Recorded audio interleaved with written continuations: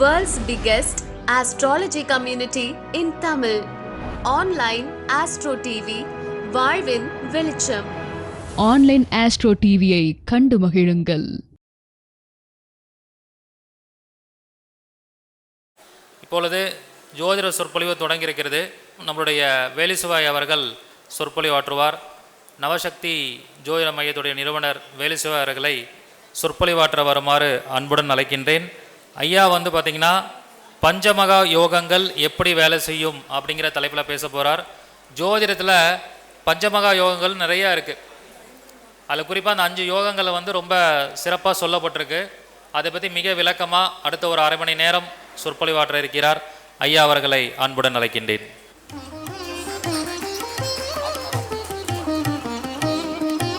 தென்னாடுடைய சிவனை போற்றி, என் நாட்டவர்க்கு மெரிவா போற்றி.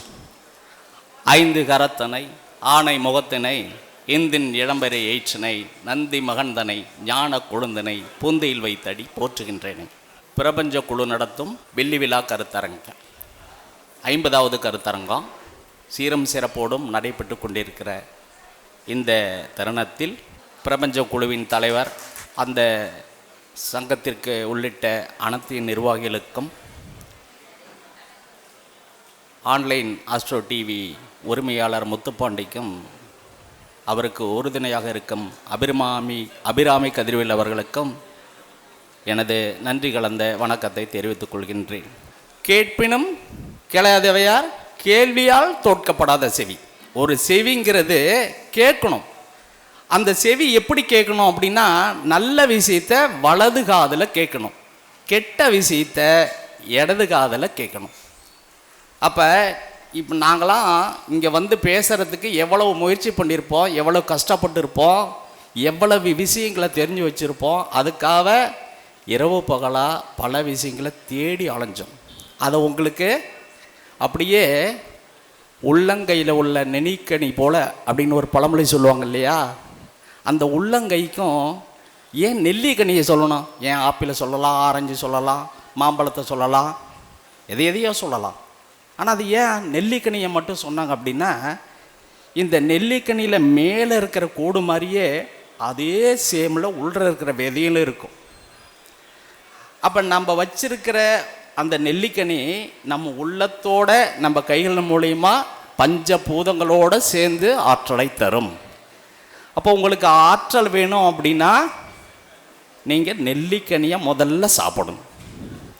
ஏன் ஔவையாருக்கு அதியமான் கொண்டு போய் அந்த நெல்லிக்கனியை தரணும்? வேறு ஔவையாருக்கு ஏன் தரணும்? அவரே சாப்பிட்டுட்டு ரொம்ப நாளாக வாழ்ந்துருக்கலாம்ல, அரசாட்சி பண்ணியிருக்கலாம்ல.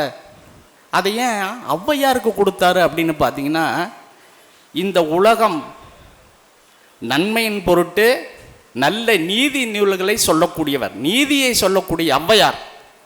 அவர் என்ன சொல்கிறாரு? ஆத்திச்சூடியில் என்ன சொன்னார்? ஓதாமல் ஒரு நாளும் இருக்க வேண்டாம். அப்போ ஓதணும் அப்படின்னா, ஓதுறதுங்கிறது என்ன?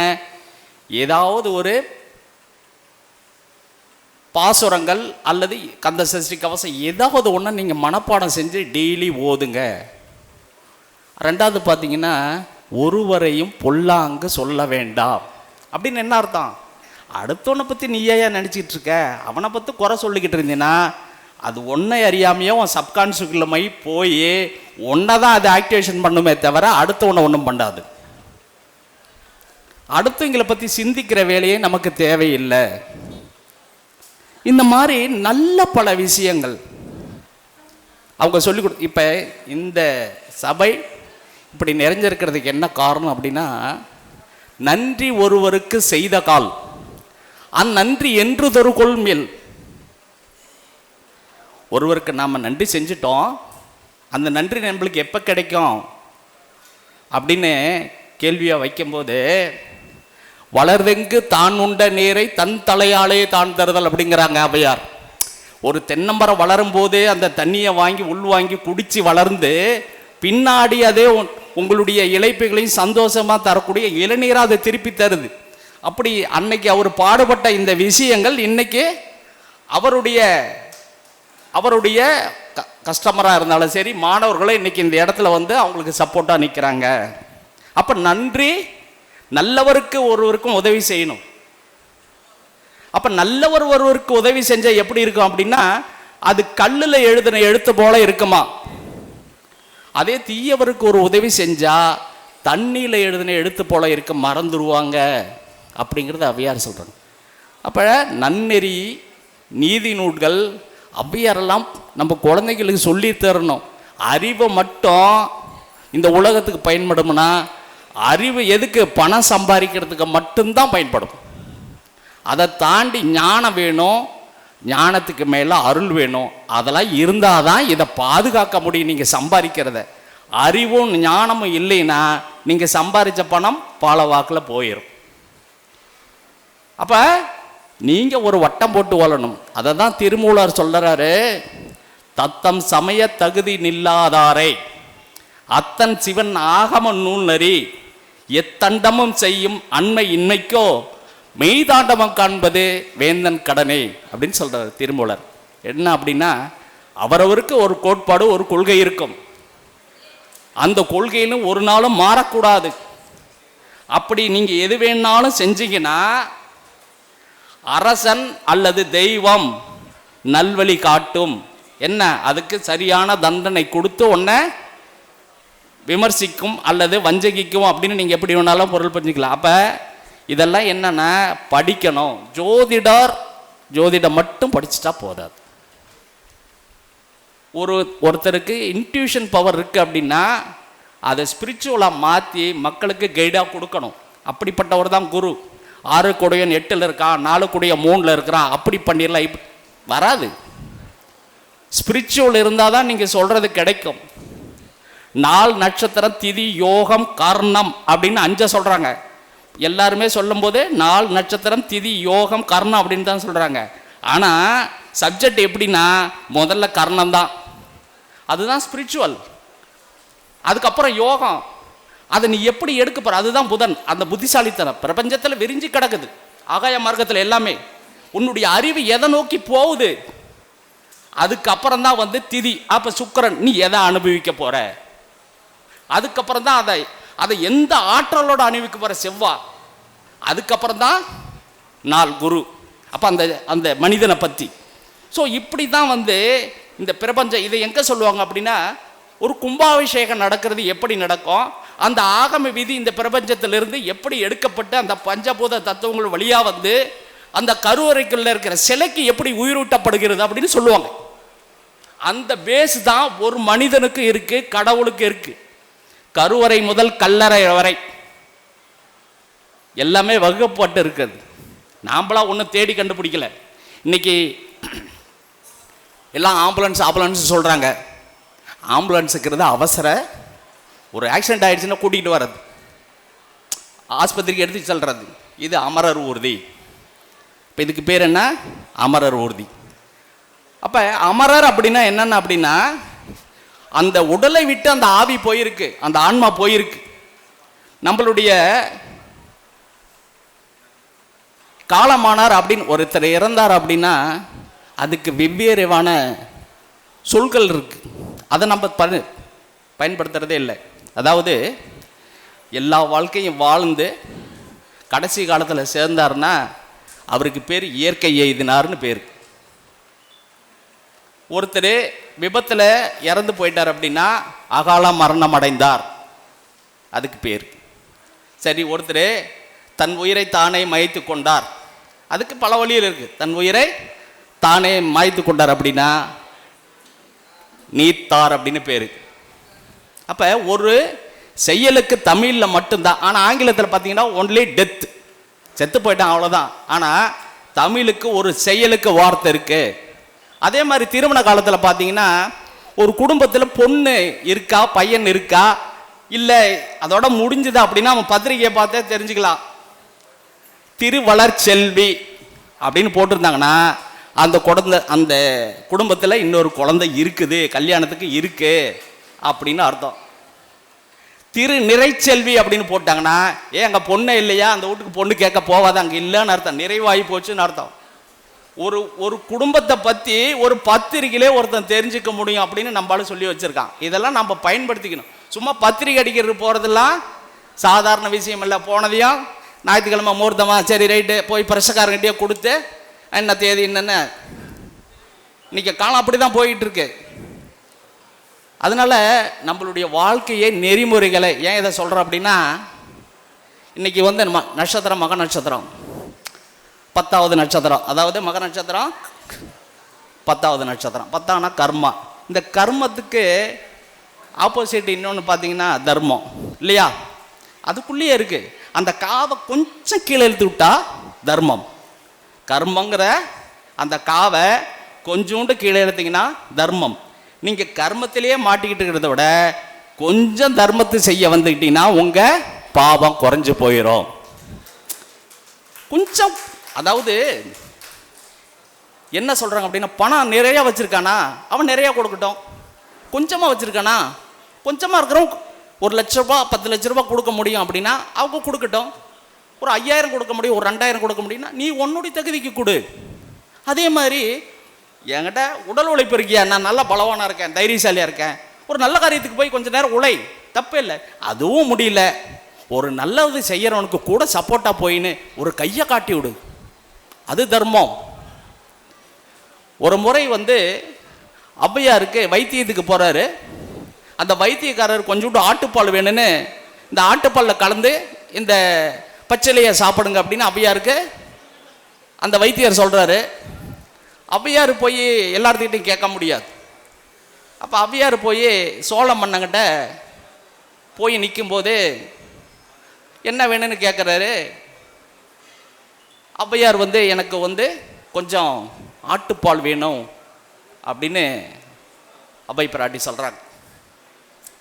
அரசனுக்கு ஒரு சங்கடம் வந்துடுச்சு. நாம் போய் ஆட்டுப்பால் வாங்கி கொடுத்தா இந்த மக்கள் என்ன சொல்லுவாங்க அப்படின்னு ஒரு எண்ணம் வந்துடுச்சு.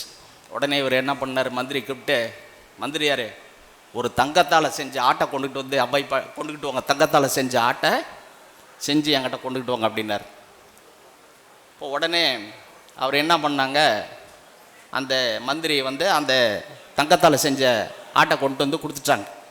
உடனே ராஜா என்ன பண்ணினார், அந்த தங்கத்தால் செஞ்ச ஆட்டை கொண்டு போய் ஔவையார்கிட்ட கொடுத்துட்டாங்க. அப்போ என்னன்னா, தன்னுடைய தகுதிக்கு என்ன கொடுக்கணுமோ அதை கொடுக்கணும். ஒருத்தர் வந்து ரொம்ப ஊரில் வந்து கண்ணியமான ஒரு மனுஷன், அனாவசியமான செலவு பண்ண மாட்டார், யார் எது கேட்டாலும் கொடுக்க மாட்டார். இப்போ ஒரு பள்ளிக்கூடம் கட்டுறதுன்னு முடிவு பண்ணிட்டாங்க. சரின்ட்டு முதல்ல இவர்கிட்ட தான் போய் கேட்கணும், நல்ல மனுஷன், ஊரில் பெரிய ஆள், ஆனால் அதிகமாக காசு தரமாட்டானே, அது ஒரு பயம். அப்போ என்ன பண்ணாங்க அப்படின்னா, எல்லாரும் போனாங்க, அவர் வீட்டுக்கு போனாங்க. போயிட்டு, நீங்கள் தான் ஊரில் பெரிய மனுஷன், நீங்கள் நிறையா காசு கொடுத்தீங்கன்னா தான் எல்லோரும் காசு கொடுப்பாங்க, நீங்கள் ஒன்றும் வேண்டாம், உங்களதில் உங்கள் செக்கில் 1 லட்ச ரூபான்னு போட்டு கொடுங்க அப்படின்னு சொன்னாங்க. போட்டு எல்லாத்துக்கிட்டையும் வசூல் பண்ணிட்டு வந்துட்டு கடைசியில் அந்த செக்கை உங்ககிட்டே கொடுத்துட்றோம் அப்படின்னு சொல்லுவோம். சரி, இதுவும் நல்ல ஐடியா தான் அப்படின்னு சொல்லிட்டு இவரும் நம்ம பேரும் பெருமையாயிரும், பணம் கொடுத்த மாதிரியும் ஆயிரும், ஆனால் பணமும் கொடுக்காத மாதிரி ஆயிரும் அப்படின்னு சொல்லி 1 லட்ச ரூபா செக் எழுதி கையில் கொடுத்துட்டாங்க.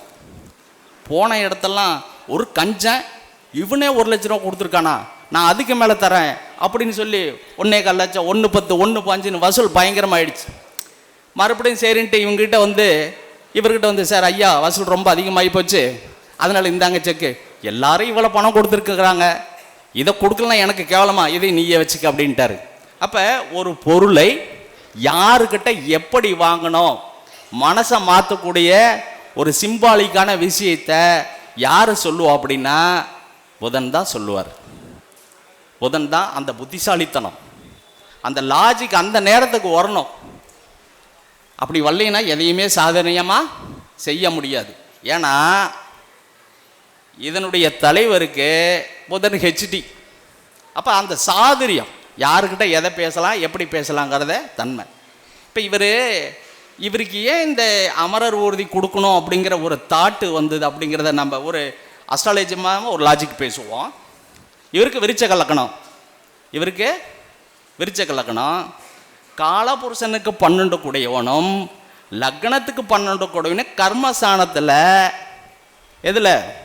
சிம்மத்தில் போய் கேதுவனுடைய நட்சத்திரத்தில் ரெண்டும் உட்காந்துருக்கு.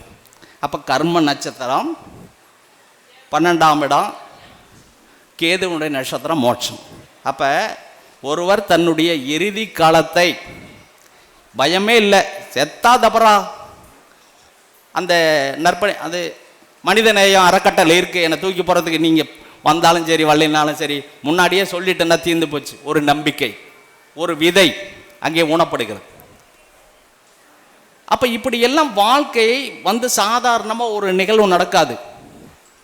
இப்போ காலபுருஷனுக்கு 12 கூடியவனும் லக்னத்துக்கு 12 கூடியும் 10ஆம் அதிபதி சாரத்தில் ஏறி ரெண்டுமே அவருடைய 2ஆம் இடத்தை பார்க்கு.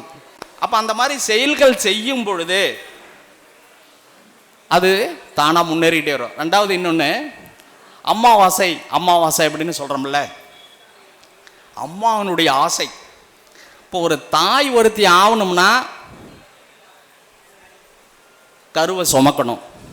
கருவை சுமந்தாதான் 10 மாதம் ஆனாதான் அந்த கர்மம் தர்மமாக மாறும், அவள் தாயாக மாறுவா. இல்லைன்னா அவள் தாயாக மாற மாட்டா. அவளுடைய ஆசை. அப்போ அந்த ஆசை என்ன எங்கே இருக்குது அப்படின்னா, இன்றைக்கி பார்த்தீங்கன்னா காலபுருஷனுக்கு 5ஆம் வீடுன்னு சொல்லக்கூடிய சிம்மத்தில் இன்றைக்கி சூரியன், அதே இன்றைக்கி சந்திரனும் அங்கேயே தான் இருக்கும். அன்றைக்கி அமாவாசை. அதே மாதிரி ஆடி மாதத்தில் சூரியனும் அங்கே இருப்பார், சந்திரனும் அங்கே வரும்போது இந்த 2 அமாவாசைகள், நீங்கள் தை அமாவாசை எப்படி வேணும் வச்சுக்கணும், ஆனால் இந்த 2 அமாவாசைகளும் மிக ஒரு அற்புதமான நட்சத்திரம். அப்போ இந்த மாதிரி நாள் வரும்போது என்ன அப்படின்னா, அன்னைக்கு நீங்கள் தாய் தந்தை காலில் உளுந்துடணும். நீங்கள் எவ்வளோ பெரிய ஆளாக இருந்தாலும் சரி, அல்லது தாய் தந்தை வயதில் உள்ளவங்க இருந்தாலும் நீங்கள் கண்டிப்பாக உங்கள் காலில் விழணும். உங்கள் கர்மம் குறையும்.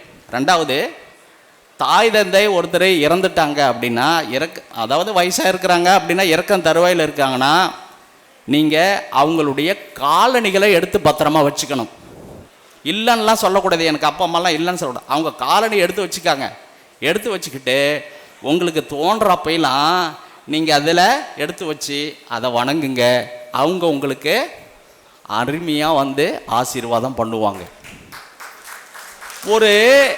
ஒரு ராமனுடைய காலனியே 14 ஆண்டுகள் அந்த ராஜ்யத்தை ஆளும் பொழுது உங்களுடைய தாய் தந்தைகள் காலணிகள் உங்கள் வாழ்க்கையை நல்வழிப்படுத்தும் அப்படிங்கிறத முதல்ல தெரிஞ்சுக்காங்க. சரி, அடுத்தது பார்த்தீங்கன்னா இன்னைக்கு மக நட்சத்திரம். மக நட்சத்திரம் அப்படின்னா முதல்ல சீதாதேவி அப்படின்னு சொல்லுவோம். இந்த சீதாதேவியினுடைய பிறப்பு, ஜனகன் காட்டுக்கு போனார், அங்கே ஒரு குழந்தை இருந்தது அப்படின்னு சொல்கிறாங்க. அதே சமயத்தில் அந்த ஏர் உழுவும் போது அந்த படைசல்னு சொல்லக்கூடிய இடத்துல இருந்து சீதையை எடுத்துன்னு சொல்கிறாங்க. இது 2 எப்படி இருந்தாலும் இருக்கட்டும், அது ராமாயணத்தில் உள்ள சப்ஜெக்ட். இப்போ நம்ம ஜோதிடத்திலிருந்து எடுத்துக்கிட்டோம் அப்படின்னா, இந்த மக நட்சத்திரம் ஏர் சின்னம். அந்த ஏருக்கு இங்கிலீஷில் ஆங்கர்னு பேர். அது ஆங்கர் தான் அதுக்கு பேர். அப்போ அந்த ஆங்கர் அப்படின்னா என்ன அப்படின்னா, ஒரு நல்ல ஒரு விஷயத்தை தொகுப்பாக செய்யக்கூடியவங்க அப்படின்னு பேர். இவருக்கு இப்போ ஒரு கிரகம் இல்லை, 2 கிரகம் இருக்குது. அந்த 2 கிரகம் எப்படி இருக்கும்? குருவும் சுக்கிரனும். அப்போ இவர் பேச ஆரம்பித்தார்னா இந்த குழுவினுடைய தலைவர் அப்படியே சுவையோடு கலந்த ஒரு பொருளை எல்லாரும் மதிமயங்க செய்யக்கூடிய ஒரு அமைப்பு இருக்குது. அப்போ யாருக்கெல்லாம் மகத்தில் ஒரு கிரகம் இருந்ததோ அவங்களாம் நல்ல ஒரு பேச்சாளராக இருப்பாங்க, நல்ல ஒரு ஞானத்தையும் அறிவையும் பெற்றிருக்கக்கூடியவர்கள் அப்படின்னு நாம் எடுத்துக்கணும். ஏன்னா காலபுருஷனுக்கு 5ஆம் வீட்டில் உள்ள முதல் நட்சத்திரம், ஞானத்தையும் அறிவையும் சேர்ந்து தரக்கூடிய ஒரு நட்சத்திரம் மக நட்சத்திரம். நீங்கள் இருக்கிற எல்லா 27 நட்சத்திரத்தில் விட மக நட்சத்திரம் மிக சிறப்பான ஒரு நட்சத்திரம். ஏன் அப்படின்னா, நம்ம வாழ்க்கை விதியை தலையெழுத்தையே மாற்றக்கூடியது அங்கே 2 இருக்குது. ஒன்று உழவு, இன்னொன்று பார்த்தீங்கன்னா ஆலமரம். அதனுடைய சிம்பிள் ஆலமரம். ஆலமரம் என்னென்னா, எவ்வளவு நெகட்டிவ் தன்மை இருந்தாலும் அதை பாசிட்டிவாக ஒரு மனிதனை பாசிட்டிவாக மாற்றுறதுக்கு ஆலமரம் துணை நிற்கும். ஏன்னா ஆலமரத்தில் தான் வந்து வேர்கள் வந்து விழுது விட்டு தாங்கி நிற்கும். ஆலமரம் சாஞ்சுதுன்னு வரலாறே கிடையாது. அதனுடைய விழுதுகள் தாங்கி நிற்கும். இப்போ உங்களுக்கு எவ்வளோ பிரச்சனைகள் வந்தாலும் நமக்கு சப்போர்ட்டாக நிற்கிறது யார்? உறவுகள். அப்போ ஒரு ஜாதகத்தில் 4ஆம் இடம் உறவுகள், பொருளாதாரம், இது எல்லாம் குறிக்கக்கூடியது. அப்போ ஒரு ஜாதகத்தில் 4ஆம் இடம் கெட்டு போச்சுன்னா என்ன? ஆலமரத்தை பயன்படுத்துங்க. ஆலமரத்தில் அதிக நேரம் உட்காந்துருங்க. அன்னைக்கு பஞ்சாயத்து எல்லாமே வந்து ஆலமரத்து அடியில் தான் நடந்தது. ஏன் அப்படின்னா தீர்ப்பு ஒருவருக்கு சாதகமாக வரலாம், இன்னொருத்தருக்கு பாதகமாக வரலாம். ஆனால் அதை மேற்கொண்டு இதோட இது முடிஞ்சு போச்சு அப்படின்னு முடிவு பண்ணக்கூடியது அந்த ஆலமரத்துக்குள்ள பவர். இப்போ வந்து நம்ம சங்கத்தினுடைய தலைவரையும் பேசியாச்சு, ஆம்புலன்ஸையும் பேசியாச்சு, அதாவது அமரர் உறுதியும் பேசியாச்சு. காரணம் என்ன அப்படின்னு சொல்லிட்டு சரி, இதுக்கு மேலே என்னென்னா இன்னைக்கோட நாம யோகம் என்னென்னா சிவன் நாம யோகம். அதாவது படைத்தல், காத்தல், அழித்தல் அப்படின்னு சொல்கிறாங்க. அப்போ சிவன் அழிக்கிறவரா? அப்புறம் ஏன் நம்ம ஒரு அழிக்கிற சிவனை நாம் ஏன் கும்பிடணும்? அப்படி இல்லை. அதாவது இந்த மண்ணுக்கு போன ஆத்மா மேலே போயிடுது, உடல் கீழே வருது. இந்த ஆத்மா, இந்த உடல் வந்து எந்தவித பாதிப்பும் அடையாமல் அது மண்ணோட மண்ணாக இருக்கணும், கலந்துடணும் அப்படின்னு சொல்லி அங்கே நின்று அவங்களுக்கு வேண்டிய உதவிகளை செய்து கொண்டிருக்கிறார் அப்படின்னு தான் பேர். அழித்தல் என்னன்னா ஒன்றை அழித்தால் தான் இன்னொன்று உருவாக்க முடியும் அப்படிங்கிறது இயற்கை. அப்போ அந்த வேலையை அவர் செஞ்சுக்கிட்டு இருக்காரு. சரி, இப்போ சப்ஜெக்டுக்குள்ளே போயிடலாம். பஞ்சமகா புருஷ யோகம். இது எல்லாத்துக்கும், ஜோசியர்கள் எல்லாத்துக்கும் தெரியாமல் இல்லை. நான் புதுசாகவும் ஒன்றும் சொல்ல போகிறதில்ல. ஆனால் இந்த பேருக்கு ஏன் அப்படி ஒரு அமைப்பு வந்தது அப்படிங்கிறத மட்டும் சொல்லி அதுக்குள்ளே என்ன சில நல்ல விஷயங்களை எப்படி பயன்படுத்திக்கலாம் அப்படிங்கிறத மட்டும் சொல்லுவோம். இப்போ அது ஏன் ராஜயோகம்னு சொல்கிறாங்க? இதுக்கு மட்டும் ஏன் பஞ்சமகா புருஷ யோகம்? ஏன் பொண்டாட்டி யோகம்னு வரக்கூடாது? இல்லை மாப்பிள்ளை யோகம்னு வராது? அது ஏன் புருஷ யோகம்னு வந்தது? கேள்வி வரணுமில்ல. ஒரு பெயர் காரணம் வேணும். தமிழில் ஒன்று வச்சுருக்கானா அதுக்கு ஒரு பெயர் காரணம். புருஷர்கள் அப்படின்னா யாரை சொல்லுவாங்க? ஒரு ஆளுமை, ஒரு குடும்பத்தை ஆள்றவன் தான் புருஷன். அதே மாதிரி ஒரு ஒரு ஒரு அமைப்பில், ஒரு நிர்வாகத்தில் அல்லது ஒரு துறையில் எவன் ஆளுமை தன்மை அதிகமாக இருக்கிறானோ, லீடிங் பர்சனாலிட்டி எவன் அதிகமாக இருக்கானோ அவனை அந்த துறையினுடைய எக்ஸிக்யூட்டிவ் ஆர் எப்படி வேணாலும் வச்சுக்காங்க, தலைவன் அப்படின்னு வச்சுக்கலாம். ஸோ அந்த மாதிரி நிர்வாக திறமை, ஆளுமை திறமை, எக்ஸிக்யூட்டிவ் அதாவது ப்ரொடக்ஷன் திறமை எப்படி வேணாலும் இருக்கு அப்படின்னா ஒருத்தனுக்கு அவனை தான் புருஷர்கள். இப்போ எத்தனையோ பேரை சொல்கிறோம் அவதார புருஷன் அப்படின்னு சொல்கிறோம் இல்லையா? இப்போ காஞ்சி மகா பெரியவர் இருக்கார், அவரை வந்து அவதார புருஷன் அப்படின்னு நல்ல மனிதர்களை நம்ம இந்த பூமியில் தோன்றி மக்களுக்கு நல்லது செஞ்சக்கூடியவங்களை நம்ம வந்து இறைவன் வந்து நேரடியாக செய்ய முடியாதனால மறைமுகமாக மனித ரூபில் வந்து செய்கிறவங்களை நம்ம வந்து என்ன சொல்கிறோம்? அவதார புருஷன் அப்படிங்கிறோம். ஆக இந்த பஞ்சபூதங்களில் இருக்கக்கூடிய அமைப்பில் கிரகங்கள் அவையும் ஒரு மனிதனை ஐடென்டிஃபிகேஷன் கண்டு இவன் இந்த தொழிலுக்கு இப்படி, இந்த நிர்வாகத்துறையில் இப்படி ஒரு உயர்ந்த நிலைக்கு போகிறான் அப்படின்னு சொல்கிறான். இப்போ இந்த 1, 5, 9 அப்படின்னு சொல்கிறத அதை வந்து நாம் வந்து திரிகோணம் அப்படின்னு சொல்கிறோம். இந்த 1, 4, 7, 10 வந்து கேந்திரம் அப்படின்னு சொல்கிறோம். இந்த திரிகோணங்கிறது திரிகோணாதிபதிகள் என்னென்னா அப்பம் பாட்டம் சம்பாரித்து வச்சுருப்பான். அதை பற்றி அவனுக்கு அனுபவம் இல்லாமல் கூட இருக்கும். அவனுக்கு வந்துடும். அவனுடைய மேனேஜர், அவங்க அப்பா கூட இருந்த மேனேஜர் அல்லது மற்றவங்கள கூட வழிகாட்டி அதை கொண்டுட்டு போவாங்க. ஆனால் இந்த கேந்திரங்களில் இருக்கிற கிரகங்கள் இந்த யோகத்தில் அமைப்பில் வருது. அப்போ என்னென்னா இவனே சொந்தமாக முயற்சி பண்ணி உழைச்சி ரொம்ப காலமாக கஷ்டப்பட்டு அந்த துறையில் முன்னுக்கு வர்றது தான் வந்து இந்த கேந்திரத்தினுடைய அமைப்பு. அந்த அடிப்படையில் தான் இந்த குஜாதி ஐவர்கள் என்று சொல்லக்கூடிய செவ்வாய், புதன், குரு, சுக்கிரன், சனி இந்த 5 கிரகங்களுக்கும் இந்த பஞ்சமகா புருஷ யோகம் எப்படி, எந்த துறைகள் சார்ந்தது, எப்படி வழி நடத்தும் அப்படிங்கிறத பற்றி தான் பார்க்க போகிறோம். இப்போ சாதாரண நிலையிலிருந்து ஒருத்தர் ஒரு வக்கீலாகி அதுக்கு பின்னாடி நீதிபதி ஆகிறாருன்னு வச்சுக்காங்க. அப்போ அவருக்கு அந்த யோக அமைப்பு பலப்பட்டிருக்குன்னு அர்த்தம். அந்த அடிப்படையில் முதல்ல நாம் வந்து செவ்வாயை பார்ப்போம். அப்போ செவ்வாய் வந்து கேந்திரங்கள்னு சொல்லக்கூடிய 1, 4, 10 1, 4, 7, 10 அமைப்பில் ஆட்சியோ அல்லது உச்சமோ ஆயிருக்கணும். ஆட்சிங்கிறது அவர் வீடு, உச்சங்கிறது அடுத்த வீடு. இன்னொரு லாஜிக்கு நம்ம பேசுவோம். இந்த ஆட்சினா என்ன சார், உச்சம்னா என்ன சார், நீச்சம்னா என்ன சார், வக்கரம்னா என்ன சார், இதை முதல்ல தெரியணுமில்ல. சொல்கிறான் எல்லாரும் இந்த ஜோசிய பயலை எல்லாமே ஆட்சிங்கிறான், வக்கரங்கிறான், உச்சங்கிறான், நீச்சங்கிறான், ஒன்றும் விளங்க மாட்டேங்குது. யாரும் சொல்கிறதில்ல. ஆனாப்பா வக்கரமாக இருக்குது, அஸ்தங்கமாக இருக்குது, அதனால் அப்படி இருக்குது. அப்படின்னா என்ன முதல்ல? அப்போ ஆட்சினா என்னன்னா அவங்க வீட்டில் அதிகாரமாக வேலை செஞ்சுட்டு இருக்கிறாங்க. இப்போ நம்ம வீட்டில் இருக்கோம்னா நாம் அதிகாரமாக எல்லா வேலையும் செஞ்சுட்டு இருக்கிறது ஆட்சி. உச்சம் என்னன்னா நம்ம வீட்டுக்கு ஒரு மினிஸ்டர் வர்றாருன்னு வச்சுக்காங்க. நம்ம வீட்டுக்கு ஒரு மினிஸ்டர் வர்றாரு. அங்கே யார்? Collector, sub collector, tahsildar, VO, எல்லா டிபார்ட்மெண்ட்டும் அங்கே வந்து நிற்கும். எல்லா டிபார்ட்மெண்ட்டும் அந்த வீட்டில் நிற்கும்.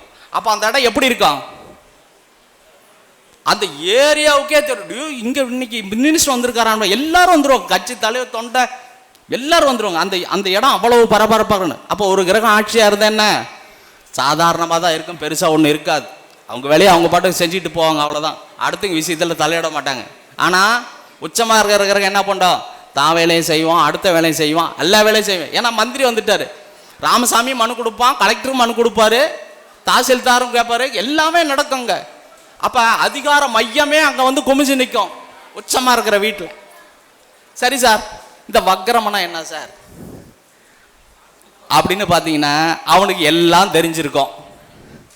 அவனுக்கு எல்லாம் தெரிஞ்சிருக்கும், ஆனால் செயல்படுத்த முடியாத நிலைமை. இந்த வக்கரம் அப்படின்னா சூரியனை விட்டு ரொம்ப தூரம் தள்ளி போகிறது. அது ஏன் சார் சூரியனை விட்டு தள்ளி போனால் ஏன் சார் வக்கரம் அப்படின்னு சொல்கிறோம் அப்படின்னா, இயல்பு நிலையில் இருக்கிறது தான் சூரியனோட சேர்ந்து இருக்கும். அப்போ காலபுருஷனுக்கு 5ஆம் இடம் என்ன, பூர்வீகம் அப்படிங்கிறான். எல்லாத்தோட சேர்ந்து இருக்கிறது தான் பூர்வீகம். ஒருத்த மட்டும் தனியாக நாடு விட்டு நாடு போயிட்டான்னு வச்சுக்காங்க, ஐயோ அவன் அனாதையாக நிற்கிறான்டா, அவனுக்கு யாருமே இல்லைடா அப்படின்னு சொல்கிறோமா இல்லையா? அதே மாதிரி இந்த கிரகம், ஐயோ அவனுக்கு யாருமே இல்லையே, அனாதான் நின்று போச்சே அப்படின்னு அந்த கிரகத்தால் ஒன்றும் செய்ய முடியாது. எல்லாம் இருக்கும் அதுக்கிட்ட. 10 லட்ச ரூபா பணம் இருக்குது, காலு ஊனம், வண்டி இல்லை, ஒன்றும் பண்ண முடியாது. யாரும் 8 பணம் வாங்கிட்டு வந்து கொடுப்பா, யாராச்சும் உதவிக்கு இருந்தால் தானே. அந்த மாதிரி அறிவு, திறமை, பணம், புத்திசாலித்தனம் எல்லாம் இருக்கும். நடைமுறைக்கு வர்றதில் சிக்கல் இருக்கு, வரும், லேட்டாக வரும். அது என்ன சார் அஸ்தங்கம் அப்படின்னா, இவன் பெரிய ஆளுக்கிட்ட வேலை செய்வான், ஒரு மந்திரிக்கிட்ட வேலை செய்கிறான்னு வச்சுக்கோங்க. இவன் அந்த வீட்டில் எடுபடியாக இருப்பான், அந்த வீட்டில் எடுபடியாக இருப்பான், ஆனால் வேலை செய்கிறது மந்திரிக்கிட்ட இருப்பான். அப்போ இவன் என்ன எதை சொன்னாலும், ஏய் நான் மந்திரி வீட்டில் வேலை செய்கிறேன், நான் மந்திரி வீட்டில் வேலை செய்கிறேன், என்கிட்டயே நீ வச்சுக்கிட்டியா, என்ன பண்ணிடுவோம் பாரு அப்படிமா. ஒன்றும் பண்ண முடியாது. நான் மந்திரிட்டு போய் சொல்ல முடியுமா, ஏன்டா உன் வேலையை பார்க்குறது எனக்கு வேலை, 1008 வேலை எனக்கு இருக்கு. இவன் இப்படியே பெருமை பேசி ஒன்றுமில்லாத போயிருந்தான் அஸ்தங்கம். இப்படி கிரகங்கள் தன்னுடைய நிலையை இப்படித்தான் வச்சிருக்கு.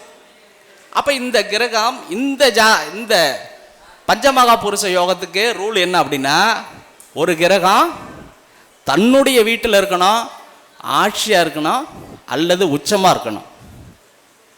அது வக்கரமாக இருந்தாலோ அஸ்தகமாக இருந்தாலோ நீசமாக இருந்ததுனாலோ அதனுடைய பலனை அனுபவிக்கிறதுல பிரச்சனை இருக்கும். இப்போ நீச கிரகம்னா என்னன்னு பார்த்தீங்கன்னு வச்சுக்காங்க, அவன் வந்து என்னன்னா ஒரு செயலை செஞ்சானா அதை மற்றவங்கிட்ட வெளியில் சொல்ல முடியாது. அவமானத்தை கொடுக்கக்கூடியது தான் நீச கிரகம். ஒரு செயலை செஞ்சானா, இப்போ ஒரு சாராயை விற்கிற வியாபாரி இருக்கிறானா, அவன் பணத்தை நான் இப்படி சம்பாதிச்சேன் அப்படின்னு கோர்ட்லேயோ வேற எங்கேயோ போய் சொல்ல முடியாது, காவல்துறையிலையோ. நீதிக்கு முன்பு அவனுடைய செயல்களை மக்கள் மத்தியிலேயோ சொல்ல முடியாது. அவனும் பணம் சம்பாதிப்பான். நீச கிரகங்களும் இப்போ பார்த்தீங்கன்னு வச்சுக்கோங்க, ரவுடி பையெல்லாம் இருக்கான், கொலகாரெல்லாம் இருக்கிறான், அவன் எப்படி இருக்கலாம் இருக்கான், அவனெலாம் போய் நீ சொல்ல முடியுமா, நான் இப்படி தான் சம்பாரிச்சேன்னு சொல்ல முடியுமா? ஆனால் அவனும் பணக்காரன் தான், அவனை கண்டாலும் மிரளுவாங்க. போலீஸ் அதிகாரி கண்டு மிரளுறாங்களோ இல்லையோ, ரவுடி கண்டு எத்தனை பேர் பயப்படுறவங்க இருக்காங்க. அப்போ அந்த நீச கிரகங்கள் அந்த மாதிரி வேலையை செய்யும். அப்போ அந்த மாதிரி இல்லாமல் அந்த கிரகங்கள் கேந்திரத்தில் நல்ல அமைப்பை பெற்றிருக்கணும். இதில் அந்த கிரகம் இன்னும் நல்லா வேலை செய்யணும் அப்படின்னா, அந்த கிரகத்துக்கு முன்னும் பின்னும் சுபகிரகங்கள் இருந்ததுன்னா அந்த பஞ்சமகா புருஷ யோகம் இன்னும் அதிகமாக வேலை செய்யும். அல்லது அதுக்கு முன்னாடியோ பின்னாடியோ நேச கிரகங்கள் இருந்ததுன்னா அதனுடைய தன்மையை குறைக்கும். தன்னுடைய தொழில் மூலியமோ தன்னுடைய உறவுகள் மூலியமோ ஏதாவது ஒரு அவமானம் பங்கம் ஏற்படும். அதனால் அந்த தொழில் பாதிக்கும், அந்த அமைப்பு பாதிக்கும். இப்போ உதாரணமாக ஒரு நல்ல ஒரு வசதி வாய்ப்பு, நல்லா தன்னால் உழைச்சி நல்ல பொருளாதாரத்தில் முன்னேறி ஒருத்தர் இருக்காருன்னு வச்சுக்காங்க. அவருடைய பையன் தருதலையாக போயிட்டான். இவர் கோர்ட்டில் போய் நிற்கணும், இல்லைன்னா போலீஸ் ஸ்டேஷனில் போய் நிற்கணும். இவர் சம்பாரித்து பேரும் புகழ வாங்கி என்ன பண்ணுறது? No use. அப்போ அந்த மாதிரி முன்னும் பின்ன நேசகிரகங்கள் இருந்ததுன்னா, அல்லது அஸ்தகமான கிரகம் பக்ர கிரகங்கள் இருந்ததுன்னா அவர் நல்லவர், ஆனால் அவரை சுற்றி இருக்கிறவங்க அவர்களுக்கு அவமானத்தை தருவார்கள். இது எல்லாம் நடக்குது, நம்ம பார்க்குறோம். அடுத்தது, அந்த கிரகத்திற்கு பக்கத்தில் ஒரு உச்சம் பெற்ற கிரகம் இருந்ததுன்னா அவரை அடிச்சுக்க ஆளே இல்லை அப்படின்னு சொல்லலாம். இப்போ செவ்வாய் வந்து அந்த ருச்சி யோகம், செவ்வாய்ங்கிறது ருச்சி யோகம், அதுக்கு பேர் பஞ்சமகா புருஷ யோகத்தில் அது ருச்சி யோகம்னு பேர். அது எந்த மாதிரி செய்யும் அப்படின்னா, ஒரு சேனைக்கு படை தளபதி அப்படின்னு அந்த காலத்தில் சொல்லுவாங்க. இப்போ இராணுவம், காவல்துறை, இந்த மாதிரி ஆயுதம் சார்ந்த துறை அல்லது மருத்துவம் சார்ந்த துறையெல்லாம் இந்த நல்ல அமைப்பில் இந்த செவ்வாய் இருந்ததுன்னா நல்ல ஒரு இயந்திர சம்பந்தமான துறையெல்லாம் நல்ல முன்னேற்றத்தை தரும். அடுத்தது பார்த்திங்கன்னா இந்த புதன், அதுக்கு பேர் பத்ரா யோகம்னு பேர். இந்த புதன் பஞ்சமகா புருஷ யோகத்தில் பத்ரா யோகம்னு பேர். இந்த புதன் அப்படின்னு பார்த்தீங்கன்னு வச்சுக்கோங்க, இவன் இருக்கிறத இல்லம்பா, இல்லைங்கிறத இருக்கிறதுமா. அவங்ககிட்ட மட்டும்தான் பேச முடியும். அவன் மின்னியத்திலேயே போய் அவன் நம்மக்கிட்ட மின்னியத்திலேயே பொய் சொல்லுவான், நல்லா தெரியும் பொய் தான் சொல்கிறான்னு. ஆனால் அவனால் நமக்கு ஒரு முக்கியமான காரியம் நடக்க வேண்டியிருக்கு, அவனை பாவச்சிக்க முடியாது. இந்த புரோக்கர்லாம் இருக்காங்களே பாருங்க, அப்படியே சொல்லுவாங்க, ஆனால் அது உங்களுக்கு சொல்லலைன்னா வேற ஒருத்தருக்கு சொன்னால் நீங்கள் நினச்சிக்கிட்டு இருக்கிறீங்க அப்படிம்பாங்க. அவங்களுக்கு அவங்களால மட்டும்தான் அந்த அந்த சமயத்தை எப்படி வேணாலும் மாற்றிக்க முடியும். அவங்க என்ன பண்ணுவாங்க அப்படின்னா, இந்த கமிஷன், பத்திரிகை துறை, கவிதை, கட்டுரை, இதெல்லாம் அவங்க ரொம்ப பிரபலமாக ஆகக்கூடிய ஒரு அமைப்பு இருக்கும். அதே போல் ஜோதிடத்துலேயும் அவங்க ரொம்ப அமைப்பு. புதன் ஒரு ஜாதகத்தில் நல்லா இருந்ததுன்னா அவங்களுக்கு இயற்கையிலே அந்த ஜோதிடம் நல்லா வரும். புதன் ஒரு ஜாதகத்தில் அதிக பகை பெற்றோ அல்லது நல்ல ஒரு அமைப்பில் இருந்தாலோ அவங்களுக்கு இயற்கையை யாரும் கற்றுத்தராத கொஞ்சம் பேசிக் நாலேஜ் இருந்தனா அதுக்கு மேலே அவங்கள கிரியேட் பண்ணி நல்லா டெவலப் பண்ணிக்குவாங்க. அதே மாதிரி சுக்கிரன் மாளவிகா யோகம்னு பேர். அந்த சுக்கிரன் என்ன அப்படின்னா லக்ஸரி வாழ்க்கையை அனுபவிக்கிறதுக்கு தான் பார்க்கும். பொருள் அதிகமாக சம்பாதிக்கிறதோ இல்லையோ அந்த லக்ஸரி வாழ்க்கையை அதிகமாக அனுபவிக்கிறதுக்கு ஆசைப்படும். ரெண்டாவது திரைத்துறை, நடனம், நாட்டியம், கலை, இந்த மாதிரி துறைகளில் ரொம்ப ஆர்வத்துக்கு போவாங்க.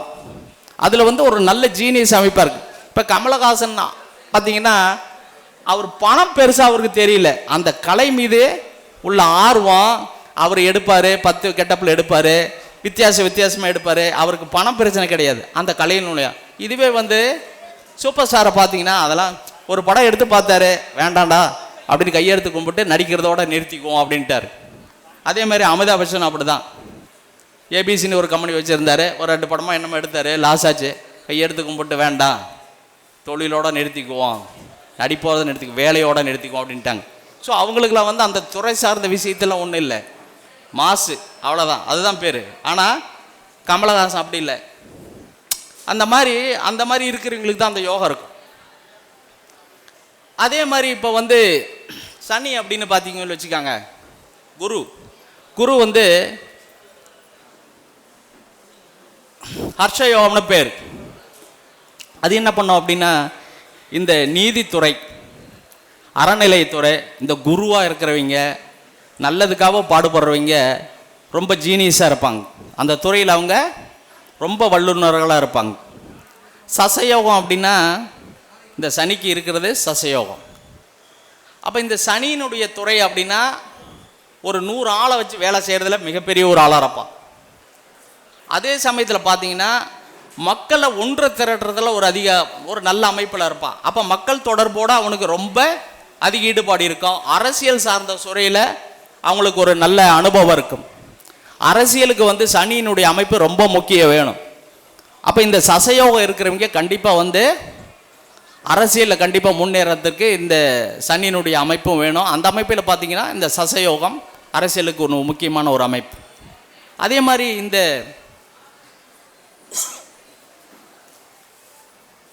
தொண்டு நிறுவனம்லாம் செய்கிறாங்க பார்த்தீங்களா, அந்த தொண்டு நிறுவனம் செய்கிறவங்களுக்கும் இந்த சசயோக அமைப்பு இருக்கும். அப்படி இருந்ததுன்னா அவங்களும் இந்த அமைப்பு அவங்களுக்கு வேலை செய்யும்.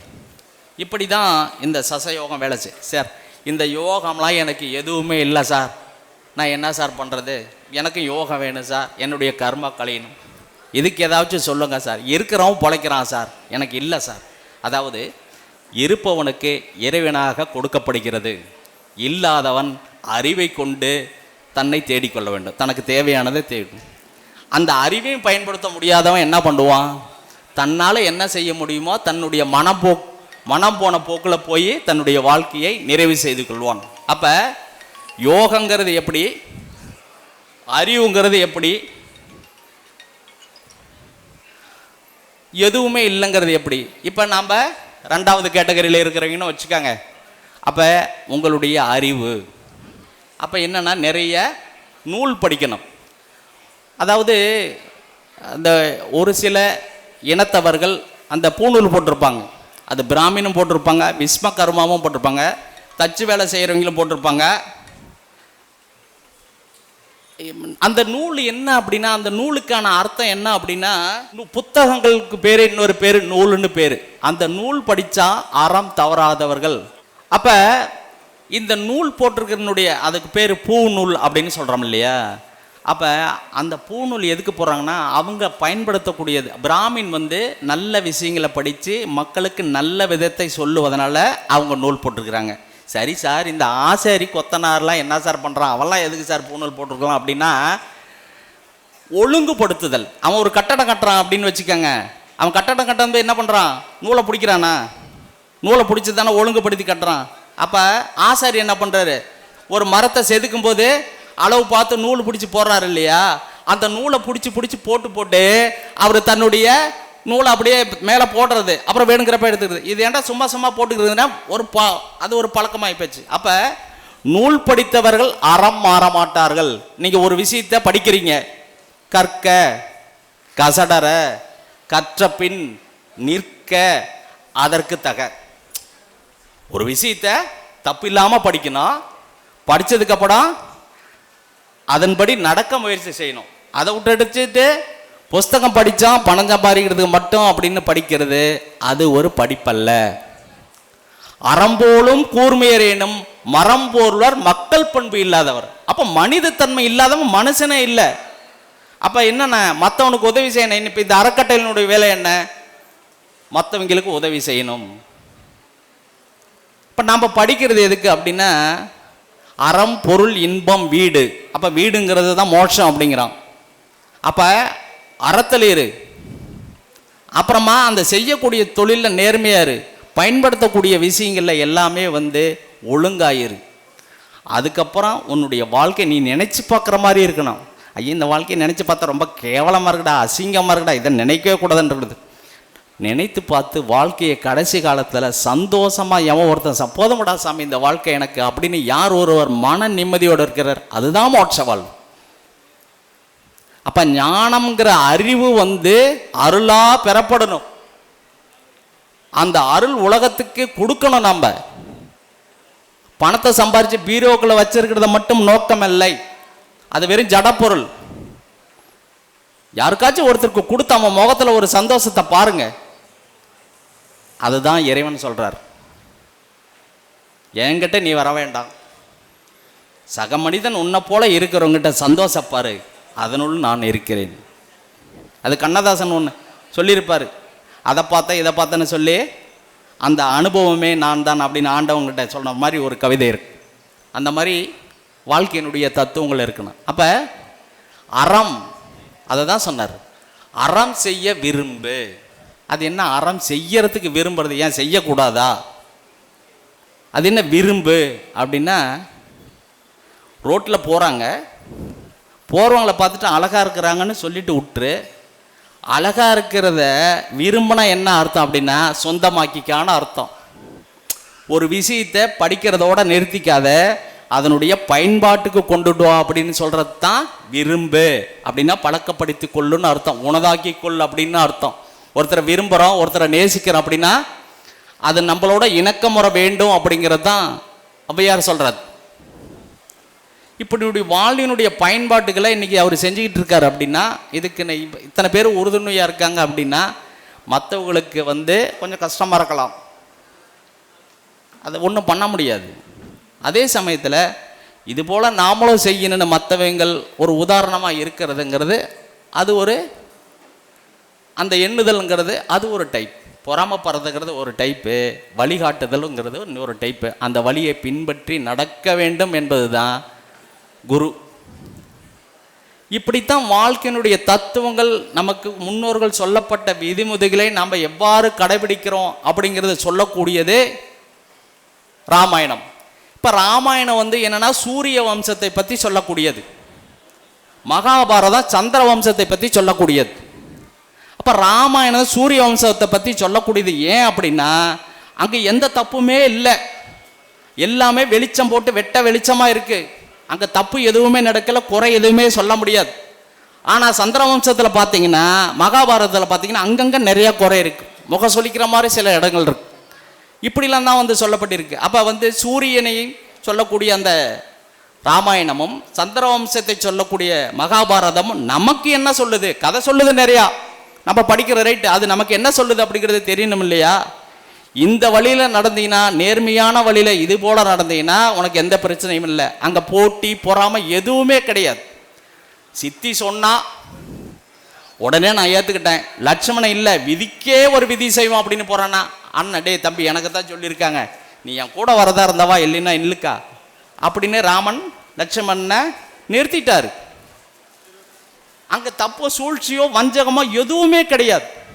லட்சுமணன் கூட ஒரு இடத்துல சொல்கிறான், அண்ணா நீ ஏன்னா வாலியை மறைஞ்சு நின்று கொண்ட, அது தர்மம் இல்லையே நியாயம் இல்லையேன்னு கேட்குறான். அதுக்கு சொல்கிறான், டே அவனுக்கு முன்னாடி போய் நின்னா என்னுடைய பலத்தில் பாதிக்கு போயிடுச்சுன்னா நான் எப்படி ஜெயிக்க முடியும், நான் எப்படி தர்மத்தை காப்பாற்றுறது அப்படின்னு சொல்கிறான். அதையெல்லாம் குறையே சொல்ல முடியாது. இன்னொரு இடத்துல அந்த சூர்பனகை ராமகிட்ட கொஞ்ச நேரம் பேசும்போது சில இடத்துல சபலமாயிட்டாங்க அப்படின்னு சொல்கிறாங்க. யதார்த்தமாக மனுஷன் கேட்க வேண்டியதானே, ஒரு பொம்பளை கேட்குறா, ஜாலியாக பேச வேண்டியதுதான். நீலாம் பிராமண குலத்தில் மாதிரி வந்திருக்க, நான் இப்படி இருக்கேன், உங்கள் அண்ணெல்லாம் கேட்டால் கட்டி தருவாங்களான்னு கேட்கறது இயற்கை. அந்த இடத்துல தப்பாக பேச முடியாது. அதே சமயத்தில் அந்த மானை பிடிக்க போகும்போது எவ்வளவோ லட்சுமணன் தடுத்து பார்க்குறான். ஆனால் அந்த இடத்துல சீதை சொல்லக்கூடிய விஷயங்கள் பலவாறு இருக்குது, அதையும் அவன் கண்ட்ரோல் பண்ணிக்கிறான். அவ்வளவு கோபம் சூர்பனகிட்ட வந்த லட்சுமணனுக்கு சீதாதேவியோடைய அவ்வளவு கோபம் வரவில்லை. அப்போ இந்த விஷயங்கள்ல எதை சொல்லப்பட்டிருக்கு? தர்மம் மீறும் பொழுது, தர்மத்தை அதர்மம் எதிர்கொள்ளும் பொழுது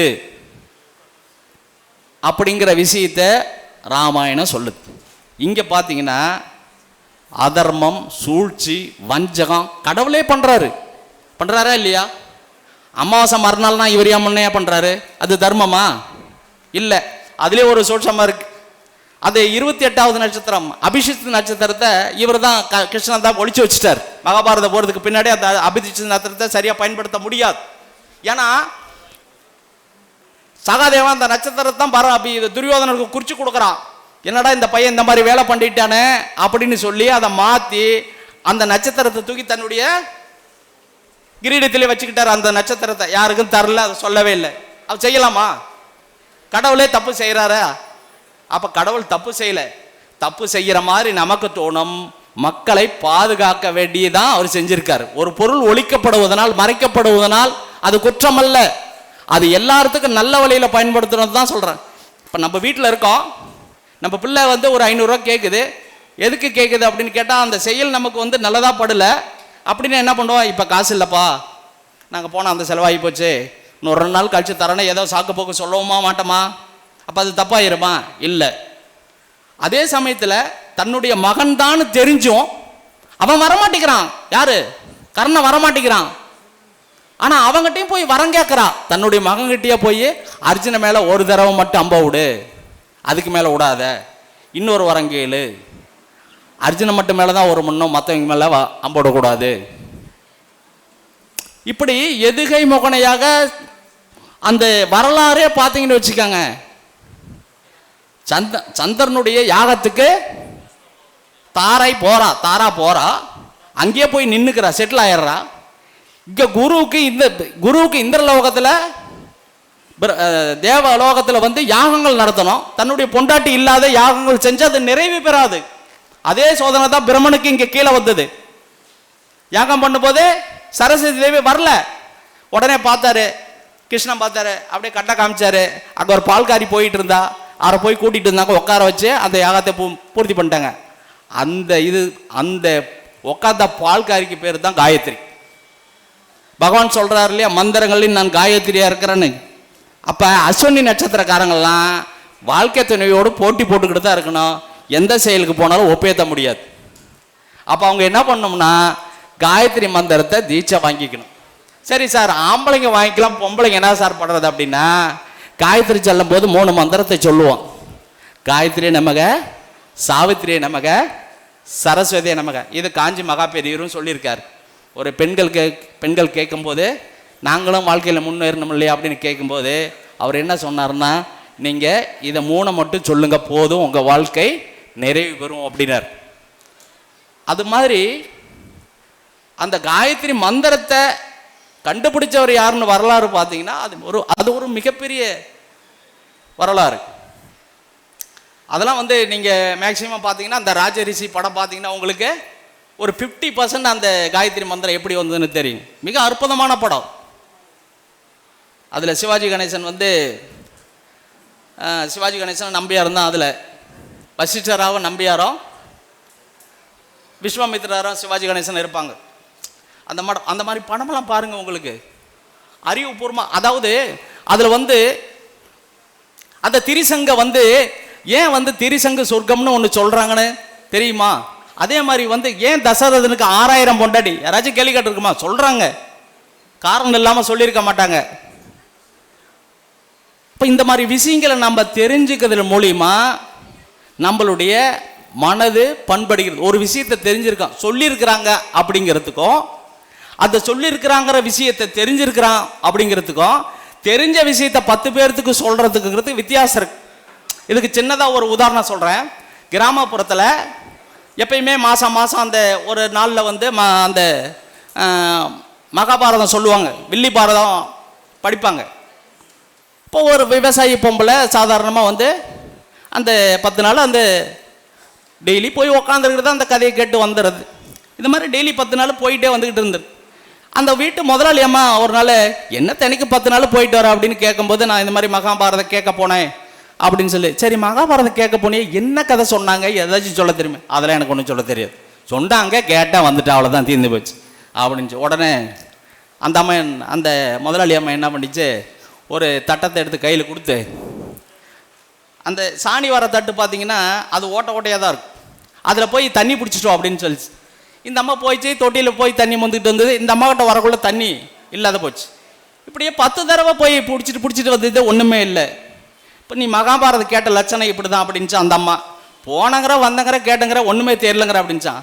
அதுக்கப்புறமா தான் இந்த அம்மா அந்த தட்டைக்கூடையை பார்த்துட்டு அந்த தட்டைக்கூடை பளிச்சுன்னு இருந்துதான். அப்போ அந்த அம்மா சொல்லிச்சான், அம்மா இப்போ நீ கேட்டல 10 நாளாக போயிட்டு என்ன வந்தேன்னு. 10 நாளாக போயிட்டு வந்தேன், எனக்கு ஒன்றும் தெரியல. ஆனால் இந்த 10 தடவை இந்த தட்டைக்கூடையில் பிடிச்சிட்டு தண்ணி பிடிச்சிட்டு வந்து பாரு, இந்த தட்டைக்கூடை சுத்தமாக இருக்குது, அதே போல் என் மனசும் சுத்தமாக இருக்குது அப்படின்னு சொல்லிச்சான். அப்போ கேள்வி கேட்குற ஒருத்தனையே அந்த ராமாயண மகாபாரதம் கேட்குறவங்களுக்கு திருப்பி பதில் சொல்ல தெரியுது, அந்த ஞானம் கிடைக்கும். அப்போ ஞானம் கிடைக்கிறது ஒருத்தனுக்கு அப்படின்னா அவனுடைய கர்மா குறைஞ்சி போனாதான் ஒருத்தனுக்கு ஞானம் கிடைக்கும். அறிவு யாருக்கு வேணாலும் கிடைக்கும், ஞானம் யாருக்கும் கிடைக்காது. அப்போ உன்னுடைய கர்மா எங்கே குறையுது அப்படின்னா சூரிய வம்சத்தினுடைய கதையும் சந்திர வம்சத்தினுடைய சொல்லக்கூடிய ராமாயண மகாபாரதம் கேட்டிங்கனாவே உங்களுக்கு கர்மா குறைய ஆரம்பிச்சிடும். எதை செய்யணும் எதை செய்யக்கூடாதுங்கிறத ரெண்டும் சொல்லியிருக்கு. அதில் அறிவுபூர்வமான சில விஷயங்களை சமயத்துக்கு தகுந்த மாதிரி சமயோஜித புத்தியை பயன்படுத்தக்கூடிய ஆற்றல் உங்களுக்கு கிடைக்கும். நீங்கள் அந்த அந்த விஷயங்களை ஏன் படிச்சிங்கன்னா உங்களுக்கு தெரியும். கைகைக்கு முக்காலத்தையும் உணரக்கூடிய ஞானம் இருக்கு. அவங்க அப்பா பேர் அஸ்வன், அவன் அஸ்வனி நட்சத்திரம், அவனுக்கு ஜோதிட ஞானம் தெரியும், அவர் அரசர், அதே வித்தையை மகளுக்கும் கற்றுக் கொடுத்துருக்கார். அப்படி ஒருத்தி தன்னுடைய மகன் ஆட்சிக்கு வரணும்னு நினைச்சா அவளுக்கு அறிவு இருக்குமா இருக்காதா? அப்படி அறிவு இருந்ததுனால தான் அந்த அரசாணையில் யார் உட்கார்ந்தாலும் 14 ஆண்டு காலம் உட்கார முடியாது என்பதை தெரிந்து கொண்டு தன்னுடைய மகன் இறந்து போனாலும் பரவாயில்ல, ராமன் என்ற நல்ல மனிதர் ஆத்மா இறக்கக்கூடாது என்பதுக்கு ஒரே காரணத்துக்காக தான் அவளை 14 ஆண்டுகள் அவனப்பா சொல்றாய், தன்னுடைய மகன் இறந்தாலும் பரவாயில்ல அப்படின்னு. ஆனால் தன்னுடைய மகனுக்கு அறிவு ஞானமும் உள்ளது என்பதை அவள் தெரிந்து கொண்டு அதை சொல்லியிருக்கா. ஏன் இல்லைன்னா லட்சுமணனை உட்கார சொல்லியிருக்கலாம்ல, இல்லைன்னா பரதனை உட்கார சொல்லியிருக்கலாம்ல. இப்படி மக்களுக்கு புரியாத கருத்துக்கள் நிறைய இருக்கு. அப்ப அங்க மகாபாரதத்தில் பார்த்தீங்கன்னா சகுனி, இங்க பார்த்தீங்கன்னா கூனி, ரெண்டுக்கும் ஒரே வித்தியாசம் தான். சாதான் சாவை எடுத்துக்கிட்டீங்கன்னா இந்த கூனி, இந்த சாவு போட்டீங்கன்னா சகுனி. அப்ப ஒரு கதாபாத்திரம் என்ன சொல்கிறது அப்படிங்கிறத நம்மளால முழுசா படிச்சாதான் யூகிக்க முடியும். எங்கேயோ சொன்னதை கேட்டுட்டு இன்னொரு தடவை போய் யார்கிட்ட தியேட்டரில் கை மாதிரி வேலை பார்க்காதுன்னு சொல்லாத, சகுனி மாதிரி வேலை பார்க்காதுன்னு சொல்லாதீங்க. சகுனி வேலை பார்த்ததுக்கு காரணம் இருக்கு. நாம இன்னைக்கு பெருசா பேசுறோம் சகுனியை அவ்வளவு குற்றவாளின்னு. இதே பீஷ்மர் போய் காந்தாரிய கல்யாணம் பண்ண போது என்ன பண்ணிட்டு வந்தாரு? எல்லாத்தையும் அடிச்சு நொறுக்கிவிட்டு கூட்டிட்டு வந்து தான் கல்யாணம் பண்ணாரு. அப்ப மூல நட்சத்திரத்தில் இருக்கிறவங்க பெண்ணால் அவஸ்தைப்படுவாங்க. கண்டிப்பா அந்த குடும்பம் பெண்ணால் அவஸ்தைப்படும். அதாவது அனுமன் அனுச நட்சத்திரம், இந்த மூல நட்சத்திரம், பீஷ்மர் மூல நட்சத்திரம். இந்த 2 பேர் பெண்களால் எவ்வளவு அவஸ்தைப்பட்டாங்க. சீதைய யாராலையும் போய் கடல் கடந்து போக முடியல. இவர் அங்க போய் வால்ல தீ வச்சுக்கிட்டு எல்லாத்தையும் கொளுத்துக்கிட்டு அங்க போய் ஏன் கஷ்டப்படணும்? அவரு கண்டுபிடிக்க போனதுனால தானே.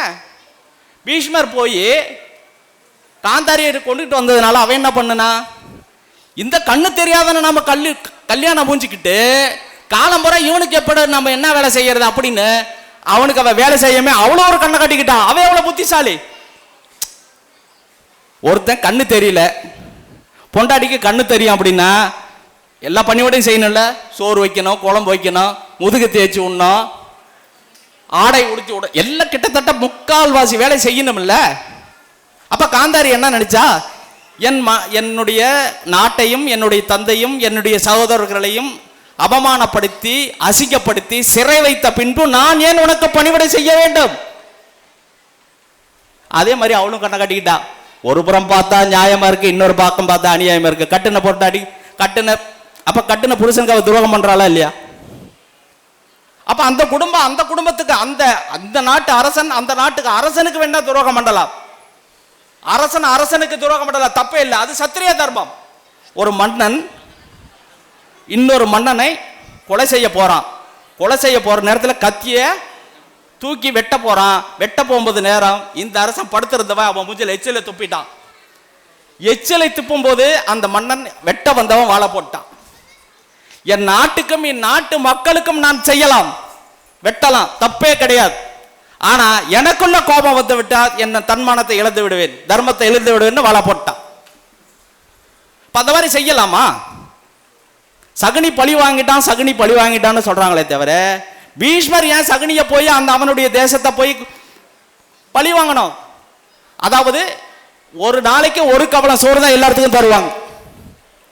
அவங்க அண்ணன் தம்பி 3 பேர், அப்பாவோட சேர்த்து 4 பேர். அப்படி கொடுத்திருக்கிற வேலையில அந்த சாப்பாட்டை சகுனிக்க எல்லாத்தையும் கொடுத்து இறக்கும் தருவாயில அவங்க தந்தை தன்னுடைய காலை கட்டையால் அடிச்சு உடைக்கிறார். இந்த ஞாபகம் வரக்கூடாது. அப்ப சொல்றான், என்னப்பா அவ்வளவு பெரிய நாட்டை போய் சிதைச்சு சீர்குலைச்சு சின்ன போய் நம்ம ஆக்க முடியுமா? என்கிட்ட அந்த அளவுக்கு படைபலமோ பலமோ எதுவுமே இல்லை. நீ ஒரு காலம் ஆயுதத்தை எடுக்காத. அறிவை யூஸ் பண்ணு, அதுக்கு நான் வந்து என்னுடைய முதுகெலும்ப தாயக்கட்டையாக வச்சு நீ பயன்படுத்திக்கா. அப்போ சகுனி கர்ணங்களாம் என்ன சொல்லக்கூடாது, ஒரு காலம் ஆயுதம் கையேந்தக்கூடாது, உங்களுடைய புத்திசாலித்தனத்தை கையேந்துங்கள். எப்பேற்பட்ட விஷயத்தான் இருந்தாலும் உங்களால் உடைக்க முடியும். இப்போ நீங்கள் கத்தியை தூக்குனீங்கன்னா உங்களுக்கு நோ யூஸ், அப்போ புத்தியை தூக்குங்க. அப்போ சகுனிகரணம் வர்ற அன்னைக்கு எதையாச்சும் 2 புத்தி சார்ந்த விஷயங்களா அறிவு சார்ந்த விஷயங்களா படிங்க, உங்களுக்கு அது வேலை செய்யும். கண்ணன் என்னத்துக்கு வந்தாருன்னா அப்போ பூமி பாரம் தீர்க்க வந்தாரு, அதுக்கு சகுனி காரணமா இருந்துட்டான். இந்த பக்கம் அப்ப இந்த மாதிரி விஷயங்களை படிக்கும்போது உங்களுக்கு நீங்க அறிவா இருக்கிறீங்களா, கோபமா இருக்கிறீங்களா, சபலமா இருக்கிறீங்களா, சலனமா இருக்கிறீங்களா, சஞ்சலமா இருக்கிறீங்களா, உங்க மனத்தோட நீங்க ஒப்பிடுங்க. அதுக்கு திருக்குறளை எடுத்துக்காங்க, ஔவையாரை எடுத்துக்காங்க, அப்ப படிச்சுக்காங்க. அது முன்னாடி நீங்க கேள்வி கேளுங்க, அது உங்களுக்கு பதில் சொல்லும். நான் செய்யறது தர்மமா நியாயமா? வேதத்திரி மகாசிரி சொன்ன மாதிரி தனக்கோ பிறருக்கோ தற்காலத்திற்கோ பிற்காலத்திற்கோ தீங்கு செய்யாத செயலை செய் அப்படின்னு சொன்ன மாதிரி அதுல கர்மம் உருவாது. இப்படி யோகம் இல்லைனாலும் நம்முடைய வாழ்க்கையை ராமாயணம் மகாபாரதம் போன்ற ஔவையார் இந்த மாதிரி விஷயங்களை நிறைய படிங்க. உங்களுக்குள்ளேயே கேள்வி பிறக்கும். கேள்வி பிறந்தால் கண்டிப்பாக பதில் கிடைக்கும். அந்த பதில் உங்களை வாழ்க்கைக்கு நல்வழிப்படுத்தும் என்று கூறி வாய்ப்பு கொடுத்த பிரபஞ்ச குழுவின் தலைவர் வல்லரசு தினேசராறு அவர்களுக்கும் ஆன்லைன் அஸ்ட்ரோ டிவி உரிமையாளர்களுக்கும் இதை பார்த்து கொண்டிருந்த கேட்டுக்கொண்டிருந்த அனைத்து நல்ல உள்ளங்களுக்கும் வாழ்த்துக்களையும் நன்றிகளையும் தெரிவித்து கொண்டு விடைபெறுகிறேன். நன்றி, வணக்கம். வாழ்க வளமுடன், வாழ்க வையகம். எனது பெயர் உபயம் வேலு சிவா. என்னுடைய அலைபேசி எண் 95 85 32 80 32. நன்றி, வணக்கம். மிக சிறப்பான முறையில் நம்முடைய புராணங்களை எல்லாம் எடுத்துக்காட்டாக எடுத்து நமக்காக பஞ்சமகா யோகங்களை விளக்கியுள்ளார் திரு வேலுசிவாய் அவர்கள். உபயம் வேலுசிவா அவர்களுடைய சொற்பொழிவை பாராட்டி பொன்னாடை போட்டு கௌரவிக்குமாறு துணைத் தலைவர் திருப்பராஜா அவர்களை அன்புடன் கேட்டுக்கொள்கிறேன். எத்தனை ஆயிரம் ஆயிரம் இன்பங்கள் இவ்வுலகெங்கும்